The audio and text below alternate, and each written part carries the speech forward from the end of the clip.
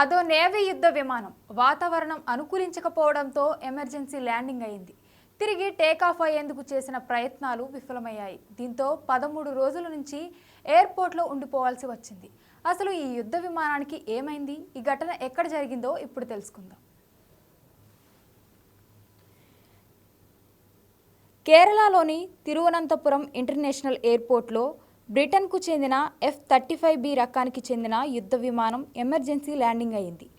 సరిపడా ఇంధనం లేకపోవడంతో సేఫ్ ల్యాండింగ్కు ఇండియన్ ఎయిర్వేస్ అధికారులు వీలు కల్పించారు. జూన్ 14న వాతావరణ పరిస్థితులు అనుకూలించకపోవడంతో ల్యాండ్ అయిన ఈ విమానం 13 రోజులు అయినప్పటికీ టేకాఫ్ అయ్యేందుకు మొరాయిస్తోంది. దీంతో రాయల్ బ్రిటిష్ నేవీ కొత్త ప్రయత్నాలు మొదలుపెట్టింది. హైడ్రాలిక్ అనే సాంకేతిక సమస్య కారణంగా విమానం నిలిచిపోయినట్లు గుర్తించారు ఇంజనీరింగ్ నిపుణులు. ఆ యుద్ధ విమానాన్ని యూకే తరలించడం కోసం స్పెషల్ టో వాహనాన్ని ఏర్పాటు చేసి అందులో 40 మంది ఇంజనీరింగ్ బృందాన్ని కేరళకు తరలిస్తున్నారు. దీనికి ఖర్చు కోట్లలో అవుతుందని అంచనా వేస్తున్నారు నిపుణులు.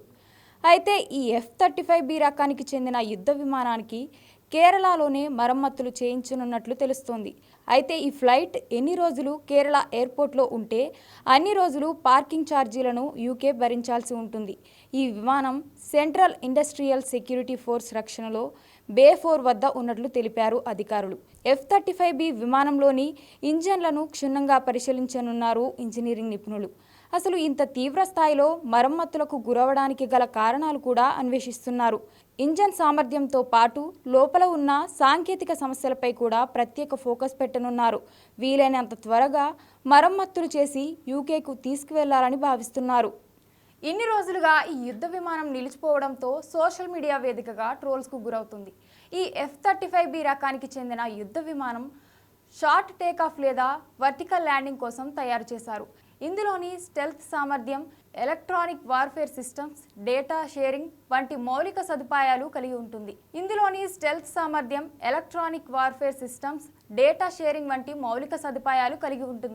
ఈ కారణంగానే దీనిని అత్యంత కీలకమైనదిగా భావిస్తున్నారు.